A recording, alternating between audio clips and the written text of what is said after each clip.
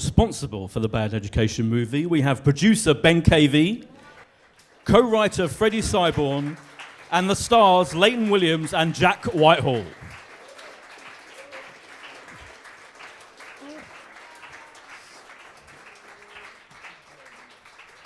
Hello. Hello.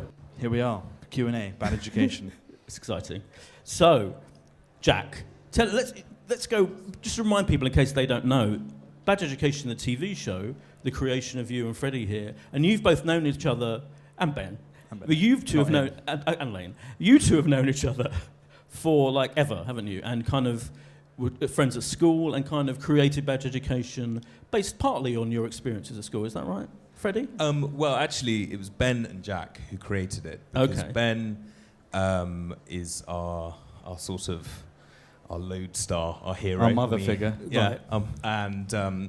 So Ben and Jack came up with it, and then I was very happy to come on board. Freddie inspired the character of Atticus Hoy. Yes. My character Alfie has a friend from school called Atticus Hoy, who he used to fence with at school, and he features in the film. And there's a very deep, complex, homoerotic backstory that was drawn quite heavily on mine and Freddie's own friendship at boarding school. Apple bobbing. That was cold nights in the dormitory. Great 14th birthday. Freddie's very uncomfortable with physical contact. I don't like it. So there'll be a lot of that during this interview. No. Oh, good. Yeah. So Ben, what was it about Jack and Freddie and their life experiences you thought this could make a great TV show and then actual motion picture? I don't know that it was anything specific. We started by kind of saying what would be the kind of worst job that Jack Whitehall could do. And Jack had a friend, I can't remember his name, who was a teacher, and he kept talking to me about how insane it was that his friend from school, who was so young and only just graduated university, was already teaching. So we started talking about him, and then we started building the other characters around it. So I guess the jumping off point was who would be the worst teacher in the world, Jack Whitehall. Then we started building Alfie, the character, who's obviously a much bigger fool and an idiot and a juvenile than Jack is.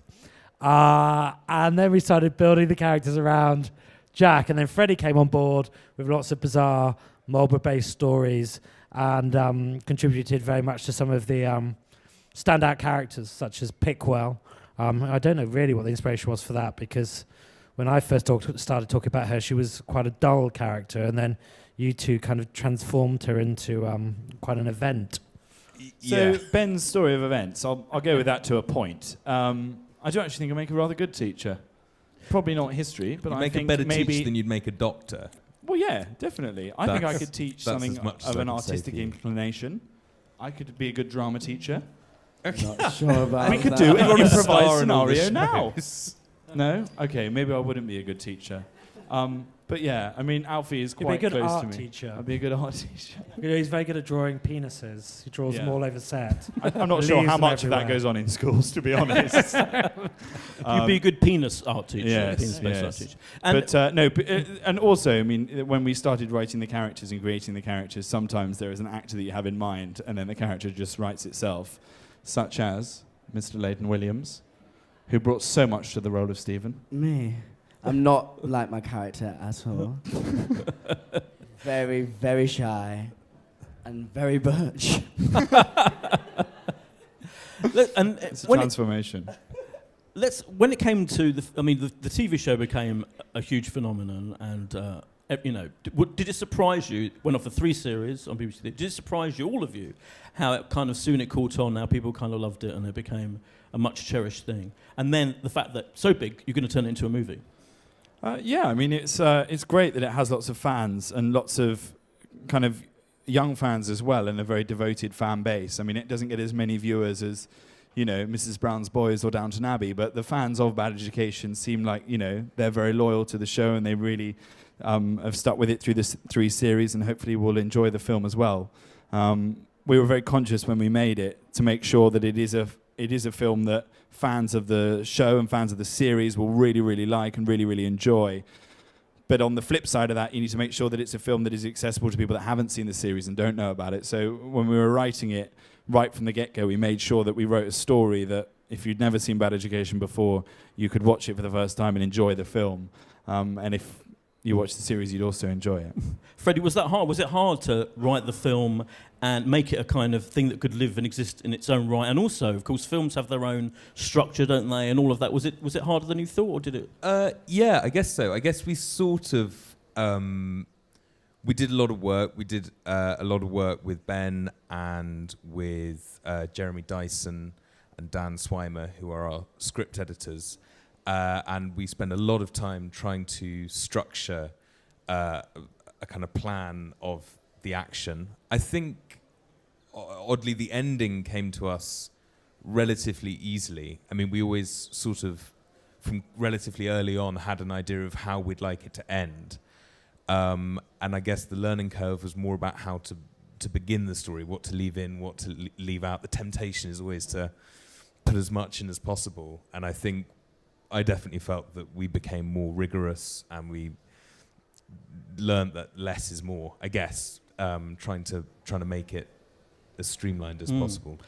Ben, did you think I went on set, and the day I was on set, it felt already that it was going to be bigger and kind of more spectacle to this film. Was that part of the plan from the start? You wanted it to be kind of a bit of a spectacular in its own right? Yeah, I mean, we always want to be spectacular. We're always kind of painfully aware that everyone would be arriving going, have they managed to make this translate from the small screen to the big screen? And so you live with that every single day. And it's so different to television, because in TV, you get given a budget. And basically, you do what you can with that budget. And if you can't achieve more, everyone understands that TV is a limited world. Whereas in film, everyone is asking for more the whole time. And rightly so, because that's what the person paying £10 to £15 wants as well. They want to get their money's worth. So I would say we started with an ambitious script. We probably then made an even more ambitious script. We got to set with ambitious ideas, and then we probably made them even more ambitious than we had planned for them to be. And certainly in post, in terms of like the effects we put into the movie, we piled more and more on top of that. So as you can imagine, for a producer, that involves taking a lot of Nurofen as you look at your bank balance every day and get more and more stressed. But I'm pleased we've done it, and I'm pleased we've literally risked everything creatively and financially and put everything into this movie. And I really, really hope that the one thing people come out of it and say is, I didn't expect it to be that big. I didn't expect it to feel that big a movie. Of course, it's never going to be Mission Impossible, but I hope it surprises people. You say that, but there are stunts, aren't there? There's and also one of the great things about doing the film is that we had, we had the top people working in every aspect. We had the best editors, the best sound mixers, composers, DOPs, but also special effects. So we worked with a company called Goldcrest, who do all the special effects for the Mission Impossible films, but then they were also doing all the special effects for our film, which is slightly different in tone. So there was one day when I went into Goldcrest and we had Tom Cruise in the same building talking to his team of 100 people that were working out the intricacies of a stunt where he ran onto a moving aeroplane and making that look real and dynamic and with big filmic scale. And then in the next room was me talking to a group of about 10 to 15 people as to how we could animate a swan's face to make it look terrified as my testicles would drop down onto its beak. Which I don't think was something they'd ever had to do before. But they kind of, I think, quite enjoyed the challenge of doing these bizarre art house films. Yeah. They embraced the challenge of your testicles. They're CGI testicles or real testicles? 2 sets of real, no, not real, prosthetic. Okay. They're not real. I have 2. No, I don't. I do. I have 2, but one I've got lost. There was prosthetic testicles. And the swan, here's an interesting fact, the swan that features in the film at the time of filming, because it had been in Hot Fuzz, had more credits than me. So it was a more experienced stage actor than I was. He was very professional. He came down with his agent. Yeah.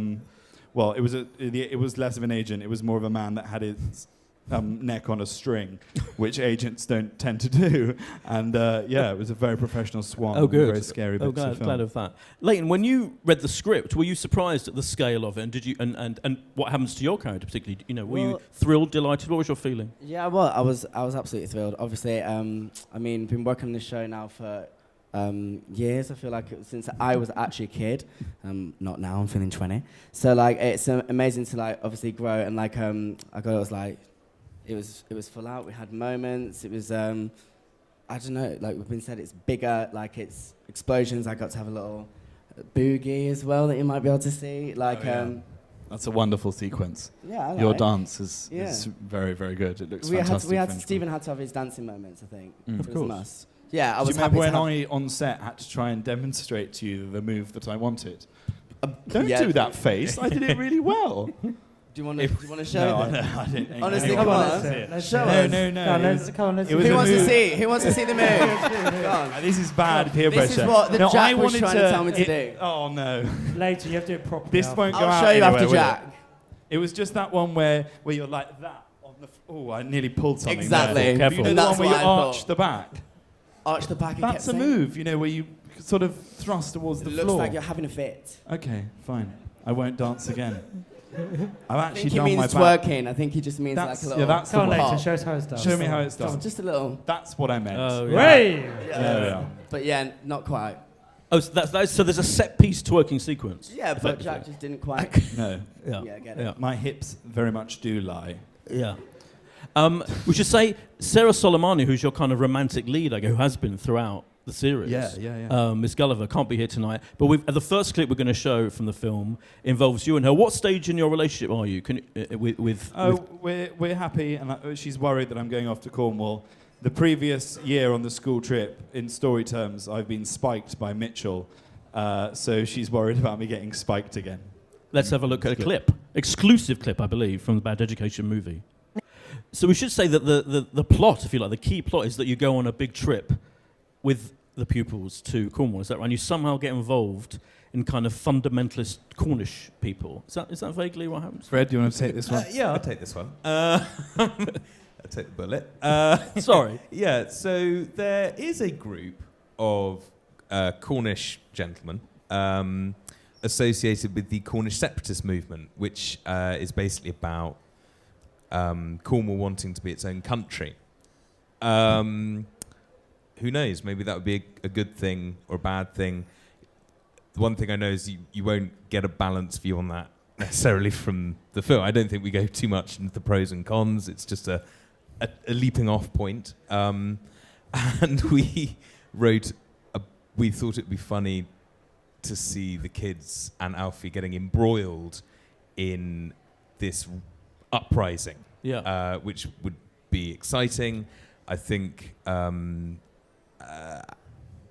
it's okay. Yeah, the way I think it's okay. That's a ringing endorsement tell from the you're writer worried. of it. He thinks it's okay. No, the film kind of ends up. The way I like to describe it is, they go down on a school trip to Cornwall, and it goes disastrously wrong from there, and it ends up becoming like the Cornish version of Braveheart.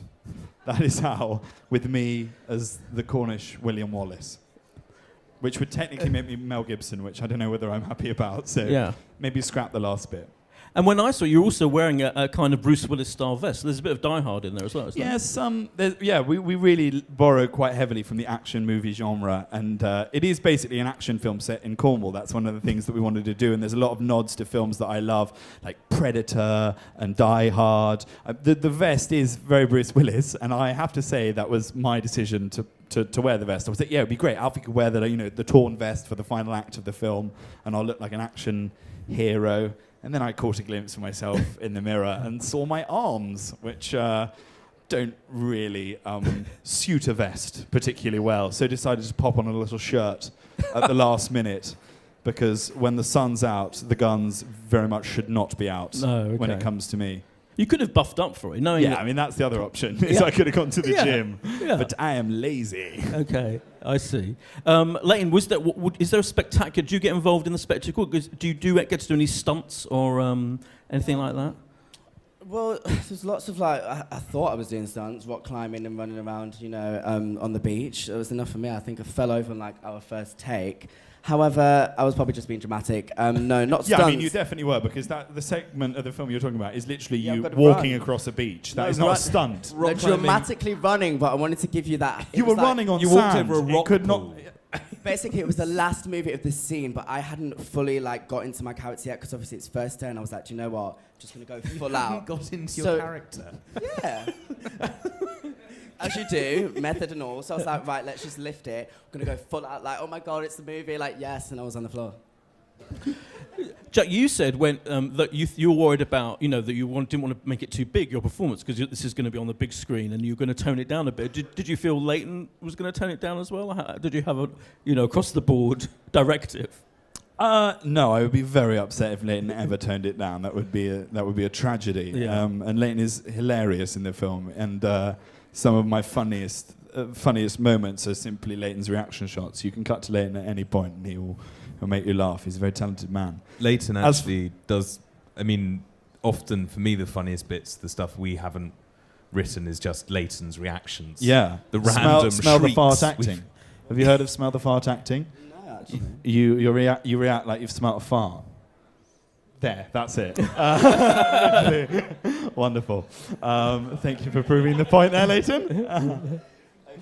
But no, you actually have to be, on a serious point, quite Yeah. conscious because of the size of the screen. Yeah. And if you do anything that's too big, it does really ping. And I wouldn't say I'm an actor that is burdened with subtlety at any point. So, yeah, you do need to be careful. You don't want to be going too big, silent movie acting. My father, in fact, had a small cameo in the film where he was going to play a priest in the back of one of the shots, and he came all the way down to Cornwall dressed up as the priest. And his acting was, it was so over the top that we ended up having to cut him from the film. Oh, because you have also got people like Ian Glenn's in the film from Game of Thrones, and playing quite a major role. So did you feel you had to kind of, I've got to kind of act with this kind of actual proper, with all due respect, esteemed, highly experienced actor? Act properly. What did you think, Ben, about me and Ian? Well, the most terrifying thing about Ian was you turned up on day one and went, at RADA, I won the swordcraft competition, and he had won some big dueling swordcraft thing, and he kind of let us just know that he was good with a sword.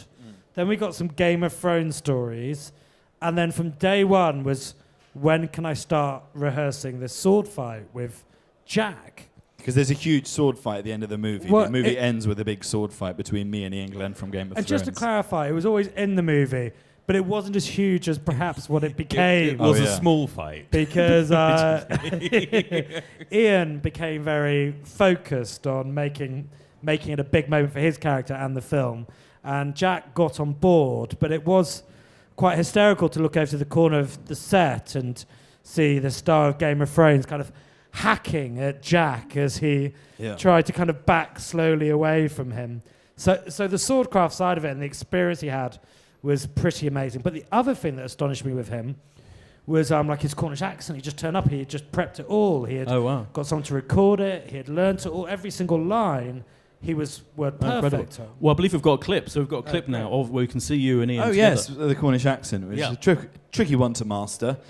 This is a clip from the film where I've taken all the kids to the pub in Cornwall, and the police are on our case, and I'm trying to blend in with the locals. Let's have a look. That's borderline offensive. To everyone. Yeah. To everyone. Talking about offensiveness, I was always amazed at what you could get away with at 10 o'clock on BBC Three in the show when it was on TV. Can you tell us some of the things, without wanting to give too much away, what are some of the most extraordinary things that you've put yourself through and that you've put Jack through, and the rest of them in this film? Are there even more extraordinary, humiliating moments that you can tell us about? Yeah, there's some that are out there. The notable one being the teabagging of the swan, which is Yeah. common knowledge now. In the trailer, we see you Yeah. naked going down a Naked going down a zip wire. Zip wire, yeah. Teabagged and then yeah. go. That was fun. Thanks for writing that one, Fred. And then, there's a few other ones that I would say are probably even more outrageous than those two. But I think we're going to keep those secret until Fair you go enough. to the cinema. But yeah, within the first 15 minutes of the film, anyone that's going to get offended will be offended. Jack We start actually- quite boldly. Okay. Jack actually, this is probably due to bad producing. When we did the zip wire stunt. Oh, you don't want me to tell the story? Well, you're just a dick. He got suspended halfway down the wire above the Eden Project, apparently naked to everyone that was below. So all these people happily walking around the Eden Project. Thank God none of them realised that there was a half-naked Jack Whitehall hanging above them. So I think we dodged a bullet there that never ended up in the Yeah, press. I mean, we would have totally dodged the bullet if you'd paid to close down the Eden Project whilst I was doing the stunt. The problem was that there was just members of the public walking around, and then the wind changed, and I was left 40 foot in the air, dangling with my butt out. And there was children with cameras and Japanese tourists. It's I'm viral in Japan. Actually, that's a weird sentence. Yeah. That's yeah. Yeah. I'm going to throw open to the audience to see if they've got any questions, and hopefully we've got some roving mics to pick up some questions. We should say the film opens on Friday, doesn't it? Is that right? Yeah, Friday. Yeah. Premiere Thursday. Premiere Is there Thursday. is there one thing you can say to I'm sure everyone's going to go and see it anyway. What's the one reason people should go and see the Bad Education movie from each of you before we throw it open to the audience? Ben, start Ben. with you. Go and see it. Just because we haven't mentioned her today, but because there's a fantastic performance from Joanna Scanlon, who plays the mother of the boy Joe in it, who I think is just brilliant. And you'll know her from No Offence, which she was just in, or Getting On. And it's a wonderful performance, and it's a new character that we haven't featured before of Joe's mum. And I think she's a great new addition to the Bad Education family. Leighton? I just think, if you're fans of the show, Form K, we've been, through all these series together. It's just nice to be, working together one last time. We had a laugh, and it's amazing to share it with you. So just come and see us lot have fun, and hopefully you'll have fun with us too.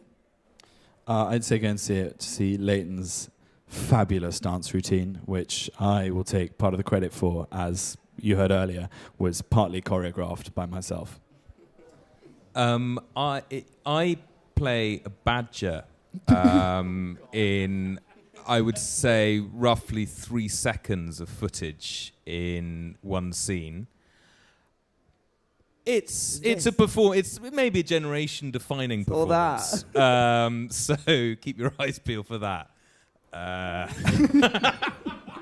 Well, you really sold it there. A CGI badger or No, just wore a A mask. badger in a and parade. and There's a cloak. parade, a sort Oh. of Wicker Man-esque parade, and within the parade, Freddie plays a badger. I play badger. So Well, I I can think see that's- you guys getting pretty excited about that. I think that is the reason of all to go and see it. Thank you. Let's have some questions from you guys. Don't please put your hands up if you have a question for the gang. Don't be shy. Hi, I'm Alexander, and this is. Alexander, hello. She doesn't have a name. She doesn't have a name. Connie, hello Connie. What was the funniest moment on set apart from everything else that you've just said? The funniest moment on set, I actually tweeted a picture of it yesterday for me, was these two sets of prosthetic testicles that I was given to do the swan stunt with. Harry Enfield, who plays my father, got hold of them, and they have Velcro on them, and he managed to attach them to his glasses and was walking around set wearing my testicles as earrings. So there's a little picture of it online. So that was my high point. Anything else, Leighton? Well, don't make it sound like it was that much of a drag. Leighton's misery at various points. actually, no. What about when we went into that pub in rural Cornwall and you got up on the table and started twerking? That was enjoyable. There was some farmers that were looking quite confused. Yeah, they did. I don't think they were briefed, actually. So when I turned up in a pair of heels and, I was booty popping in their faces, I don't think they quite understood what was going on. But, I mean, that was enjoyable. Not in that sense. I didn't don't enjoy it think like there that. are many Leighton Williamses in Cornwall. No, I don't think they understood me, but there we are. Any other moment? What was your favourite? My moment? favourite, was it favourite or funniest? Favourite. My favourite moment on set I can't say that because it gives the ending away. So I'm just going back through my mind. I'm not doing very well. Just hanging out with your friends. It was just hanging out with my friends. Aw. Sorry, I haven't done very well No, there. it's sweet. It's a lovely answer. that I Matt, made you say. Matt Horn got into character as Fraser and went go-karting by himself. By himself. Oh yeah, that's amazing. He found what he believed to be the nearest go-karting ring, and we'd all gone out the night before, so no one actually woke up to go with him. But that didn't stop him. He went. So he went. He got a taxi, about 40 miles there and back. Then went go-karting by himself. He came back with his lap times and everything. It was very good. He spent quite a lot of money on this trip. I mean, it wasn't a fancy go-kart ring. I don't know what you'd call it, and it must have been quite Circuit. odd to see a man turning up to do it by himself. And he found out that actually there is a go-kart track much closer. So he did get into character. If you're talking method, Matt Horn as Fraser going go-karting alone on a Sunday morning That is probably my favourite moment. That is great, yeah. That's proper method. Next, I don't think you'll thank me for saying that. you've said it now to 1 billion people on iTunes. Next question. Yes. Hello. Hello. So after 3 series and a movie, is this what you would consider to be the perfect end for Bad Education now? I think so. Yeah, I think it really goes out on a bang, and it's a really nice way to say goodbye to all of the characters. And I also think that after the story that you see unfold in the film, it would be very difficult for Alfie Wickers to ever be allowed near a school ever again. So I think it is a good place for it to. But when the film makes, 50 million £50. pounds, the pressure, Ben, isn't it, to do a sequel will be Well, immense. I would quite like to see Alfie take his kids on his stag do and take it one step further. That's quite a That's the good little idea. idea that I was thinking Oh, about yeah, the that's other good. day. So Class K hit Vegas. Nice. It might be an 18 rather than a 15. That's what everyone wants. What are the they 18. gonna be doing? Or Alfie or the class, right? But the class are having to do the Hunger Games. That would be cute. That's cute. That would be full out. Yeah, that's film 2. If you go and see film 1, I promise you, will be Bad Education, The Hunger Games.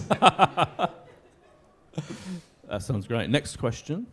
It can be about this film or that script that I just mentioned. Or any ideas you have. Yes. Gentleman Gentleman there there. in the kind of third row. Secrete. It's difficult to get the mic to this setup, isn't it? To be fair. Some quite good biceps on him, sir. Well done. Hi. Was there any ideas that you had that didn't actually end up making it into the film? Maybe something that was too elaborate or too rude that you just couldn't? Oh yeah, Good question. what didn't go in? What? Oh no, can't mention that. Yeah, there were a few. What else? Apart from, although your dad was in the scene, it was quite an interesting decision to get rid of the shitting sequence, I think. Oh yeah, there was a poo 'Cause- sequence because every British film needs a poo sequence. But when we got there, we felt like we teased doing a poo sequence. It was going to be one of the characters unloading in a poo. confessional booth in a church. But and my dad was going to be the priest in the other side of the confessional booth. That was the little joke. But we decided to not go there because we felt it was pretty. I think, as you Pretty- can see from our trailer, we've got quite high aspirations for this. You only see your balls at least twice, 3 times in the trailer. I think The benchmark. joke that I miss the most is Harry Enfield as my dad Yes. talking to me about making love to my mother in the toilet of a Wagamama, which unfortunately ended up on the cutting room floor. But it was a lovely, lovely joke about them being the only thing that arrived at the same time that day. But That's a yeah, great Wagamama joke. that's my favourite joke that didn't make it. Will that be on the DVD extras, hopefully? It has to be, sure. Yeah, we'll try okay. and find a way of sticking Thanks. that in. Anything else you could tell us that didn't go in the film? I'm trying to think if there's anything else of note that didn't go. I think we were surprised by, weirdly, how much went in. Because I think we went into it thinking we're going to aspire to kind of 8 to 10 big comic set piece moments, and that probably we'd lose a couple of them by the end. But actually what we found in the editing of it, which is different to the TV show, was actually we wanted to try and keep everything, but just make the movie as tight and as fast as possible. So that you really kind of journey through, so in the first half of the movie, a lot of comic set pieces. So we actually weirdly probably kept more than we planned to. Do you remember the story, the original idea that I pitched for the film that I wanted to do, that you kiboshed, which was that they all went on a school trip and they went potholing down a cave. And they went into one of the caves, and Joe was the last one to go in, and he trapped them in the cave by corking them into a pothole, and then they would be trapped in a cave, and it would be like 127 hours, but with Class K, until someone came and pulled Joe out of the cave. Or cut him in half. Or cut him in half. But then you pointed out that it might not be the most cinematic experience to have the whole thing in a cave, with presumably the kids ending up having to drink their own wee. But Leighton would have done that. Anything for the film. I would have done that, of course I would. That could be the third film in the... time for a couple more questions. Any more questions? Oh, yeah, right. Gentleman towards at the the back. Gentleman towards the back, just to test the mic guy. There you go. Hi. Hi. I was just wondering what your favourite episode of the TV series is. Oh, very good question. My personal favourite is I really like the school trip one in series 1. And we really enjoyed doing that. And it was so fun to have the characters outside of the classroom. And we felt like a lot of the fans really liked that one. And that was part of the inspiration for doing the film, was that we knew how well that one had gone down in the first series, that we thought if we ever got the chance to make a film, we might try and do another school trip. But so that's my favourite, but others may have different choices. I think mine was the Christmas special. I think it was just nice to do something Christmassy with everyone, and I got to do Flashdance. Oh, your and Flashdance. I lived that. Yeah, the Christmas special was my fave. The swimming gala is probably my fave. I absolutely love the Frasier accidental Ku Klux Klan moment. It's one of my favourite moments. And I love the final sequence of Alfie and obviously the allergic reaction and running around naked, which actually we almost cut at one point, or cut down to barely anything. And then we, at the last minute, put the whole sequence in so that you got to see Jack running around looking like a naked elephant man for a good 5 minutes rather than 10 seconds. But good old Ben, always got my back. So yeah, I've always loved the swimming gala. Freddie? I guess I like the episodes with Preet. I really enjoy the South African character Preet, because Jack and I when we write, we often speak aloud, and both of us have incredibly poor South African accents, and so from a personal... I do not know what you're talking about. From a personal perspective, I've always enjoyed how far we've gone with Preet. Preet, yeah. Probably to the point of no return. Does anyone remember the naked sketches that Preet drew of me in series 3? The actor Harry Peacock asked to keep those after filming, and so he took them back to his house. He's married to Catherine Parkinson, and they have some lovely kids together. And the kids found the book of pictures, and he had to explain why there was a whole book full of homoerotic pictures of Daddy and Jack. That's brilliant. And we've got time for one more question, I think. Yeah. Oh, gentleman there. Oh, maybe we've got time for two. There's one second row kind of. Can do front. two. Yeah, could do two, I'm sure. Hi. Apart from Alfie and Stephen, which character did you enjoy to create and develop during all 3 series and the movie? Who has been... I really enjoyed writing Pasco Trevelyan, who's the baddie in the film, Ian Glenn's character. It was really fun to write a proper screen villain, and he's really terrifying. And writing someone that's, especially for me, like someone that's really good fun to act against, and to have someone that's actually quite scary whilst I'm doing all my sort of twatting around was really fun. So yeah, I really enjoyed writing that character. For me, it's probably Harry Enfield's character, Martin Wickers, who is uncannily like my own father. Without Harry ever having met my dad, he has morphed into my father. Including the Wagamama's anecdote, which that was where I was conceived. That's where I was conceived. Harry.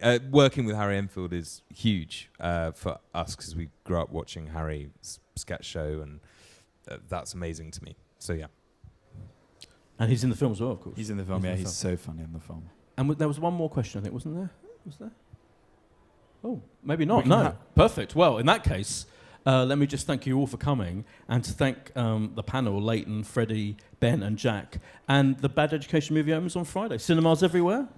Cinemas everywhere. Yeah. Thank you very, very much for coming out and listening to us waffle on in Meet the Filmmakers. I don't feel like a filmmaker, weirdly, just someone that gets naked on zip wires. But you've been very nice for entertaining us and being here. Thank you. Thank you.